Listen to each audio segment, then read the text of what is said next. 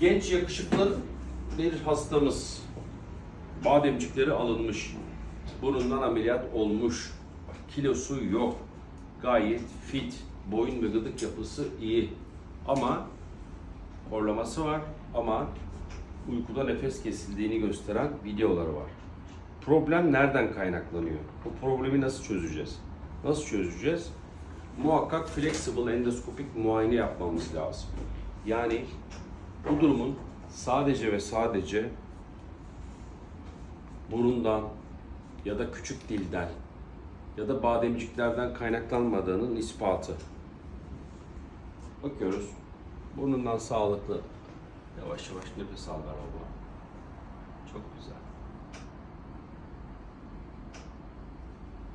Genizine doğru, nazopharynx'e doğru gidiyoruz.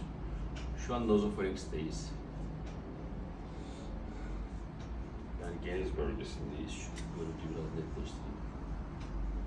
Horlar gibi yap bakayım. Yap bir daha. Burundan nefes al ver. Okey. Şimdi aşağıya doğru iniyorum, dil köküne doğru iniyorum. Yapısı olarak hakikaten dar ama orada ses tellerini görüyoruz. Burası dil kökü. Çek bakayım burnundan nefesi. Dil kökü iyi. Demek ki burada lateral farengeal bantlarla ilgili bir sorun var. Bir daha yap bakalım baba. Horlar gibi yap bakayım. Burundan nefes al şimdi. Bak babası kapatan yer burası. Uğulanın kası. Evet. Dur bakalım. Okey.